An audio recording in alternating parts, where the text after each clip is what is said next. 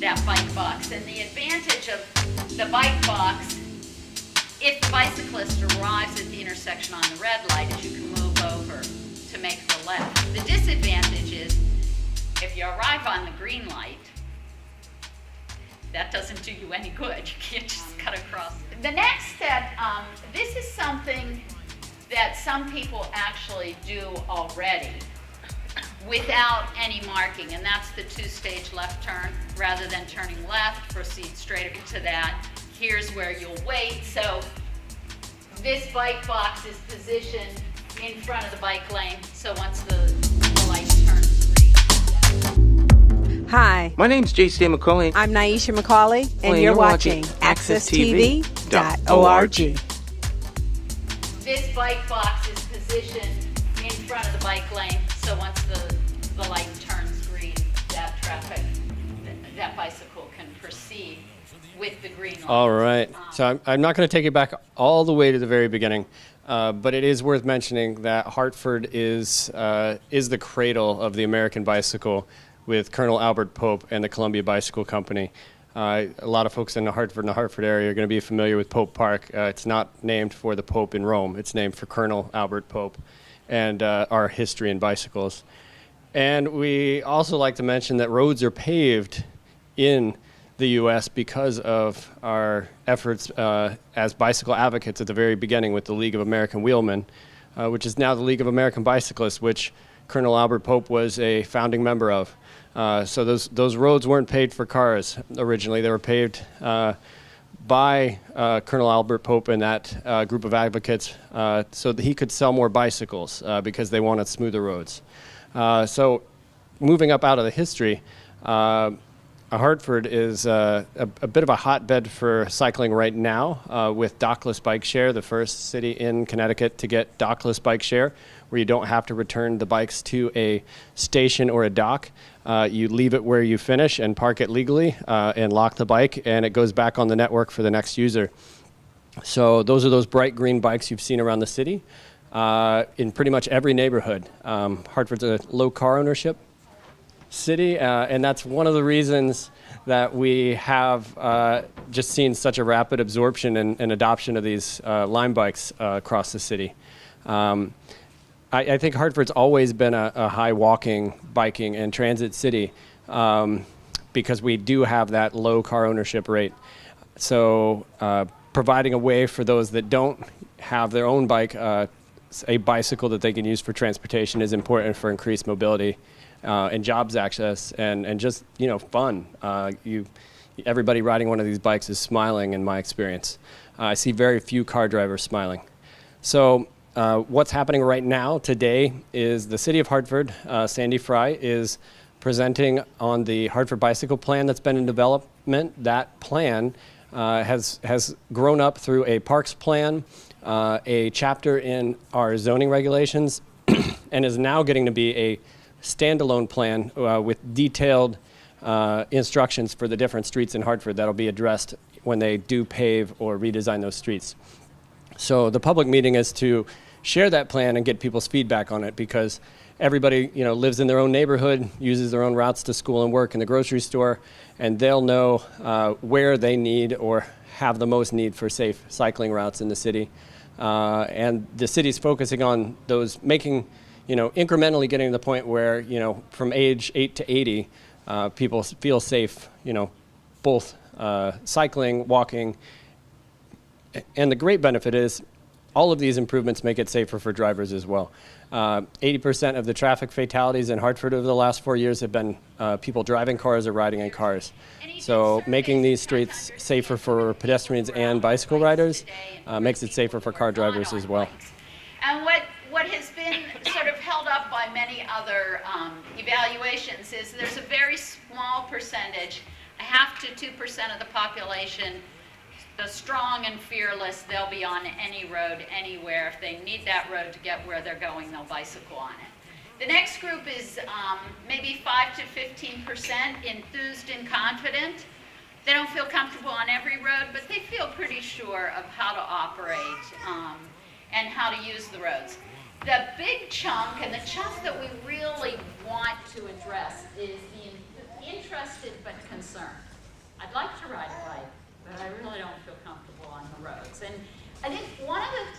the LimeBike does for that population is, you know, if you're kind of interested but concerned, you're not going to go out and buy a bike. But if there's a bike right on the street and all I have to do is get an app and I can pick up the bike, we're pushing that group already to think about biking a little more, and that's a group that really needs facilities that they feel comfortable with. And then finally, there's a group, maybe 30 to 40%. We're not going to get them on bikes anyway, at all. And we don't need to worry about them. But there's a really large chunk that if we affected that group, the way the roads felt would be totally different if people were out of cars and on bikes. So when we think about safe bicycle design, there are a few particular parameters. Safe bicycle facilities basically treat bicyclists as operators of vehicles. And they encourage operation in accordance with traffic law, or if they encourage wrong way riding on a road, they provide all the facilities at the intersections to make sure we don't have conflicts there.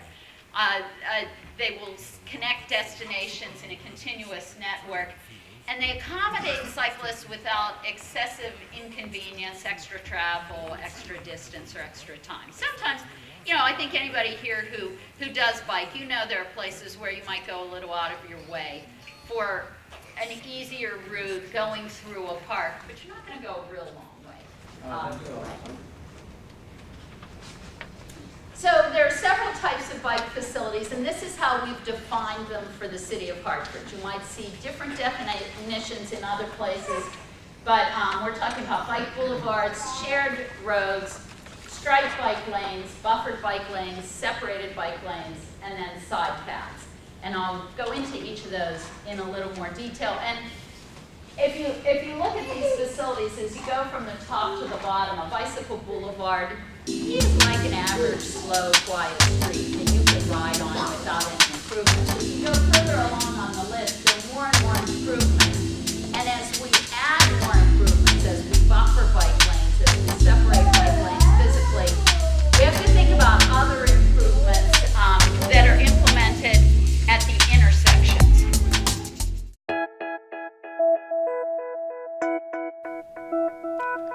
You know something? Hartford's strength is the people. They're independent thinkers and love their city. So how did Hartford fall into the hands of rogue policymakers? Well, to start, this rogue group spent nearly $1 million putting themselves on the inside and leaving you out in the cold. What if I told you that $5 can be the difference between a Hartford with hope and vision, or a Hartford that is in perpetual decline, increasing crime, and an educational system going nowhere fast? Your $5 contribution to our team is a statement that you are investing in Hartford's future. Your $5 contribution to McCauley for mayor will make you a member of the team, and together we will explore the possibilities. More than that, you will be demonstrating that Hartford's people are ready to make a stand with Stan. Our goal is to get the support of 5,000 people who live, work, and play in Hartford. I'm asking you to make a bold statement by contributing $5 right now, today. If you believe in Hartford and its people like I do, make that contribution. And together we will show Connecticut that the people of Hartford care enough to do our part.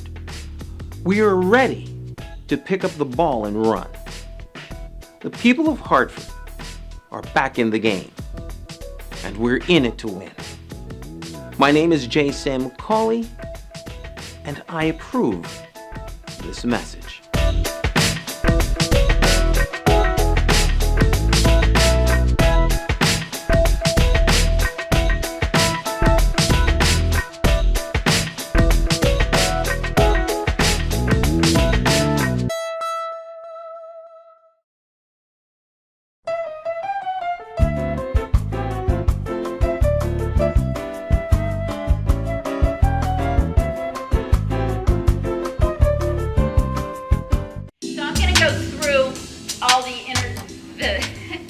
facilities just describe them briefly. A bike boulevard, like I said, is a quiet road. These are the roads you probably seek out now. Not high speed, not high volume.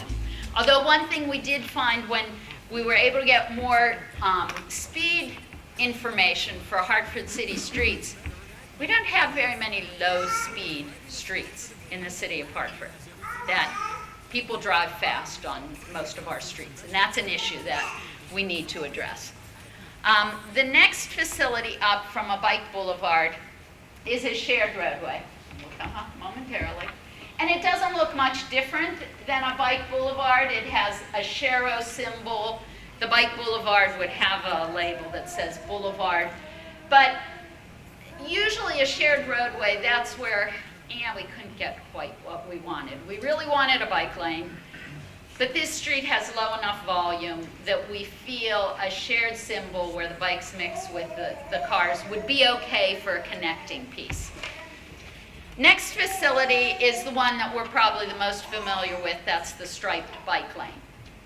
And we are recommending in our plan that if a bike lane is located next to parking, you have a minimum of 13 feet. So 8-foot parking, 5-foot bike lane, because we don't want a bicyclist to ride in the door zone and be hit by opening doors.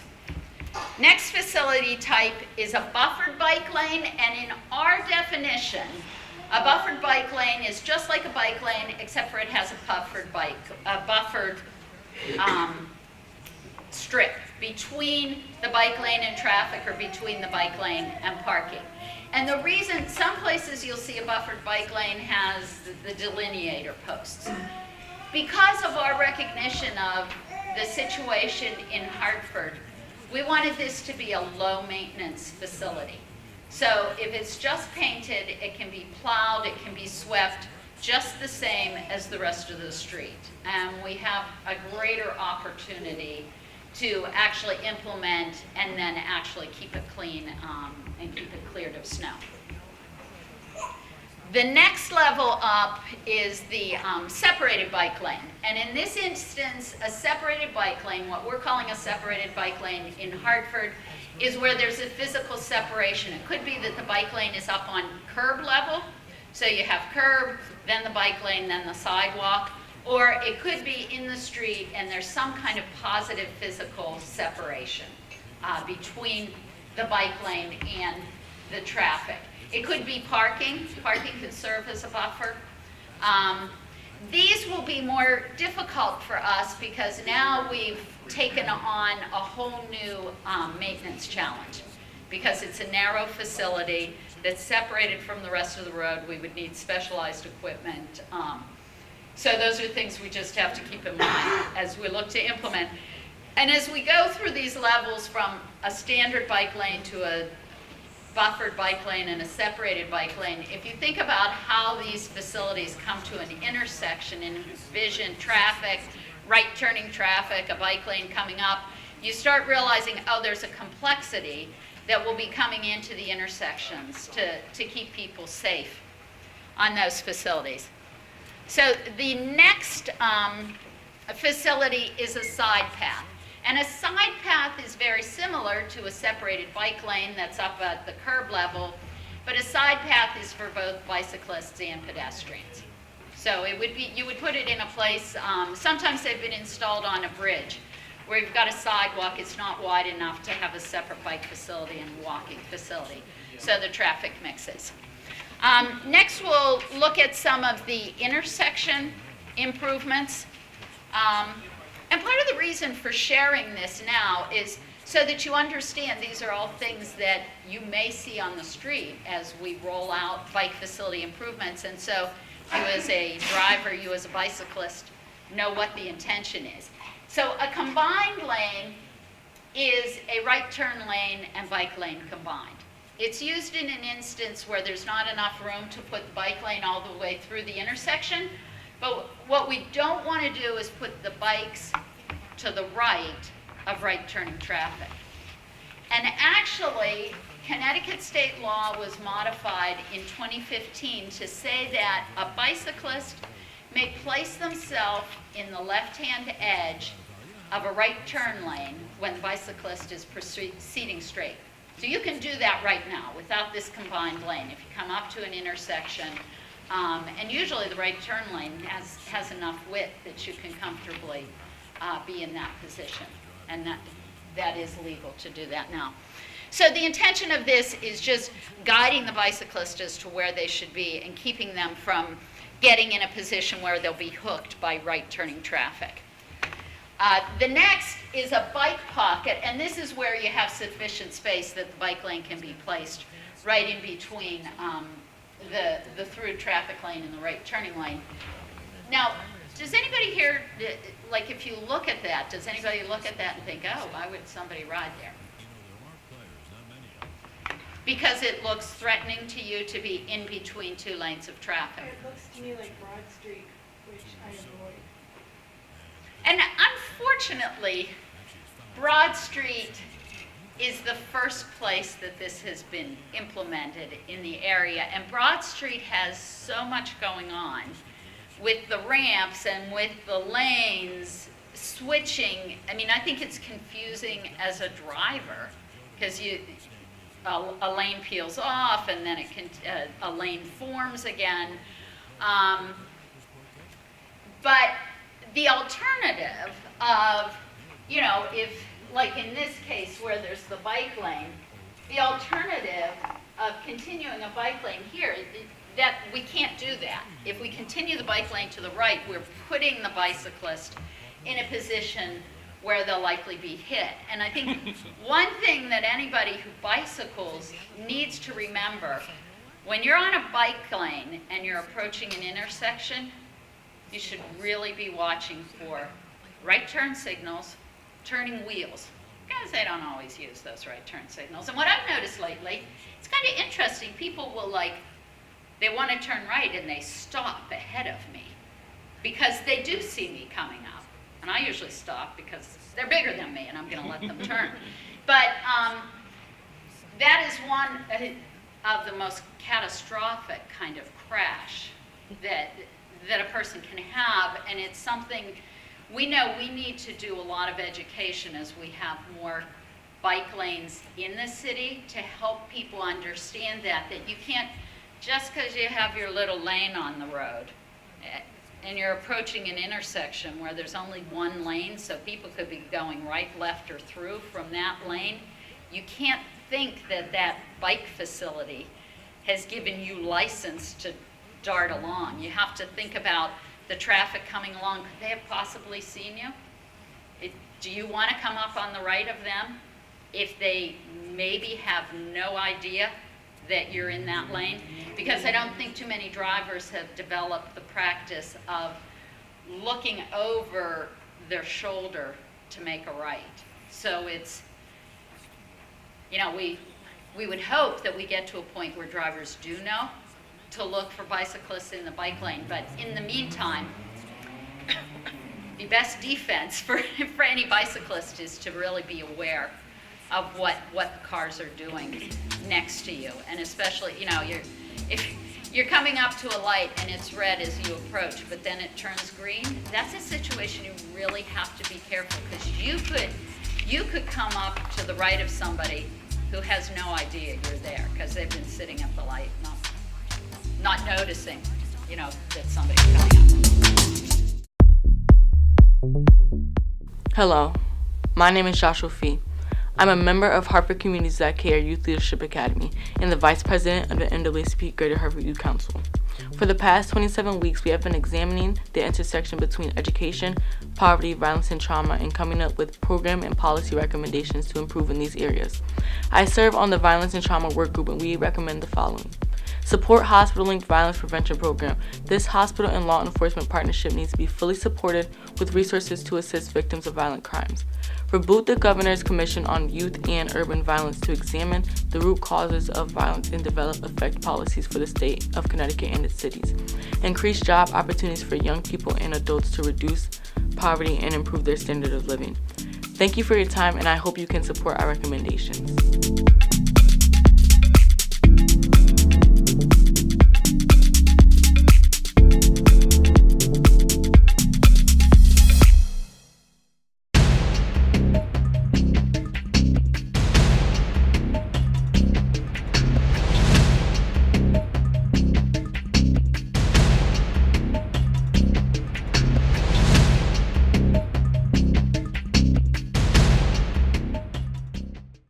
So next steps is the city's adoption of this plan and starting to implement it.